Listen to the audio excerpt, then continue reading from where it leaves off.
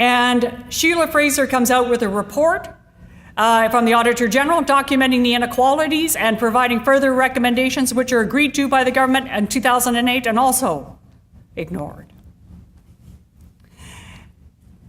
Within 30 days of filing the case, the federal government cut all the Caring Society's core funding. And for the last 8 years, we've been the only national organization that doesn't receive a penny from the federal government. The Assembly of First Nations funding for child welfare was cut within 30 days of filing the case, and their funding has never been restored. But we are not the victims in this case. While Canada is out there promising that it likes First Nations kids, it cares about Aboriginal culture, it's doing everything it can, this is the price that's being paid. This is the one exhibit at the tribunal that took my breath away. It's actually an Excel spreadsheet. Now, for most social workers, we're not that numbers inclined, so Excel spreadsheets have that effect on us anyway, but this one particularly so, in that it counted up overrepresentation in a way we should all think about it. It's easy to say First Nations kids are overrepresented. You could say it without even a grimace, can't you? It's become so normalized. But this one counted it up the way kids would think about it. How many sleeps till I see my mom? And when you added up all the nights of First Nations kids had spent on reserve in foster care between 1989 and 2012, it's over 66 million sleeps, or 187,000 years of childhood. So when you think about Cheney Winjack walking alone on that railroad track away from residential schools, and as you say to yourself, if I would have been there, I would have done something about it. These are your Cheney Winjacks. You are their best hope. We decided we would nest this case in a public campaign. Just like Bryce, I believe that people of the period, that meaning all of you, if you knew about this case, you would be as incensed as I am. You would rise up and you would demand that the government take action. And I knew that I didn't want you to take a side. I believe in freedom of thought. So we just loaded up all the government's documents on there and all of our documents on there, and we simply asked people to watch. Racial discrimination by a government does not like a witness. And we invited people to do that. And now it's the most watched human rights case in Canadian history. In fact, one of the most watched human rights cases in the world. So one of the things I'm going to ask you to do is go on to fnwitness.ca and sign up, because the kids still need you. When the federal government was fighting us behind the scenes, it wasn't because it disagreed with the discrimination. This is one of their documents, and it's a secret document, but I'm not violating any laws because we filed this as evidence. But they did try to hide it from us because we only caught this one through an access to information request. But you can see there that it's dated 2012, and you can see their own calculation of the shortfall, right? Now, this is a document they didn't want you, the public, to see. They expect you, the public, the people of the period, not to ask that second and third question, but to be satisfied with the speaking notes of the various prime ministers and ministers about how well they're doing for Aboriginal kids. Do you ever notice how they always say we're spending $6.84 billion on First Nations people, but they never mention what they would be spending if they were non-Aboriginal? Do you ever notice that? Right? Like, that's the piece, that's the missing side of the coin. Here's another PowerPoint slide. This shows the inequalities across all those programs. And instead of going to Federal Treasury Board and getting more money, what they're doing is taking money out of housing, out of the fund to build more schools and fire protection. So they're really shuffling deck chairs on the Titanic instead of going centrally to remedy the racial discrimination. And I've had some people say to me, well, they can't change this overnight.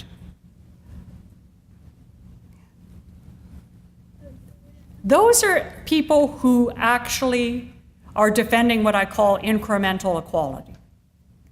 The toxic potion of incremental equality, and that is when the inequalities are so deep and so cross-cutting that every year or so the government throws a few $100 million at it in education or health, and somehow we, the discriminated, are supposed to be grateful to the government. There's an expectation that we need to be grateful instead of complaining about still how far this falls short. Remember that 1967, those 67 studies, 1967? That was over 50 years ago, and we're still at it. The problem with incremental equality is it never comes. No one else in the country has to wait for it, and children's childhoods do not proceed incrementally. If we accept any excuse by the government for racial discrimination against children, we have in fact accepted racial discrimination as fiscal policy in this country. And they are spending $210 million next year on Canada's birthday party, when First Nations kids need 155 just to cut the edge off of that discrimination. So who here wants to go to a birthday party subsidized by racial discrimination against kids? Because that's what you're going to be doing. That's what it is on its face. Truth and Reconciliation Commission, top call to action, equity and child welfare. Number 3 call to action, implement Jordan's principle. The government says it's going to implement all these calls to action. And then we get the ruling. Remember I said the time itself froze and I had to leave? The place I went was to see Dr. Bryce. Because on that day before the Prime Minister's apology, I told him about the case. And I told him I'd be back when the kids won. I had no idea that would be 9 years later. So I go to Beechwood Cemetery in January, and I can only see the top of Dr. Bryce's headstone above the snow. And there's this teddy bear who has witnessed the entire case named Spirit Bear. He's a symbol of all the kids. He's been to all the hearings.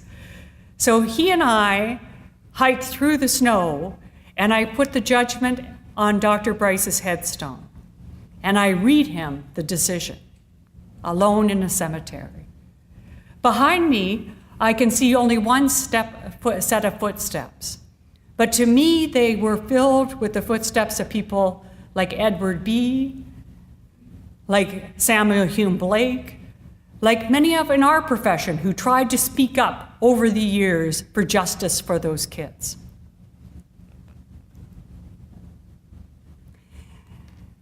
The government accepted the decision, and they said they would implement it, but they have not done so. The Canadian Human Rights Tribunal has been so unsatisfied with Canada's compliance that they've issued 2 compliance orders since January of 2016. And this is the Prime Minister being asked by a reporter about the second compliance order, to which the Prime Minister mentions this $8.64 billion for First Nations kids. And the reporter lets him go on for a while, and then she says, Prime Minister, if the amount in the budget that you allotted isn't good enough for the Canadian Human Rights Tribunal, then why is it good enough for you? To which he replies, we need to do better. But that troubles me, that wording, because to do better sounds discretionary. These are legal orders requiring our government to end racial discrimination, and they're not complying. The non-compliance is so grave that the House of Commons passed a unanimous motion to try and force the federal government to comply with the legal orders on November 1st. One of the elements of that was to stop fighting kids in court. There's a First Nations girl who needs $8,000 of medical treatment so she can eat and talk without chronic pain. The federal government, under the new regime, declined that treatment, refused to pay for it, and then spent over $32,000 litigating against that teenager. They say they're representing us, the people of the period, but I don't know about you, I pay a lot of taxes. And that's exactly where I want my money to go, is to kids who can't eat and can't talk without chronic pain. The motion is passed on the 1st of November. On the 4th of November, the Government of Canada is back in court litigating against that teenager. That is what colonialism looks like. Discrimination is not made more beautiful if it's delivered with a grimace or a smile. And it continues because we, the people of the period, normalize it or rationalize it. And that's why I'm so honored that Elenice Obomsawin from the National Film Board documented this whole case. Because in many ways it's so shocking, this allegation I'm making, that it goes against any sensibility. You want to put it to the back of the room. You don't want to think it's happening. But you need to go see this documentary, and there's my bear, Spirit Bear, the same one that came down to see Dr. Bryce with me. He's actually more famous than I am now. When I come to a meeting, see, everybody says, "Where's the bear?" But you can go see this documentary and see it for yourself. Be a witness. Watch it unfold. Danielle is in the movie. They caught us on our good days. They were kind enough to not kind of put in there all of the gas that happened over the 9 years of that trial. But you know, the long arc of history balances towards justice. Well, the same is true in the Bryce and Scott story. Children in elementary schools are now learning about Scott and Bryce, and they're being taught the lesson of moral courage. The fact that in reality, being a moral coward actually gets rewarded, doesn't it? Especially in bureaucracies, you can find yourself promoted quite quickly. You don't rock the boat, people like you. Having moral courage to stand up against racial discrimination, particularly in a place you love, against people that you love, an organization that you love, or a country that you love, requires a special level of moral courage that often gets you punished. But now the kids are learning the importance of standing up for the right thing, not just in bullying, but when, as a little girl, non-Aboriginal girl said, it's when the country is doing the bullying that we have to stand up to.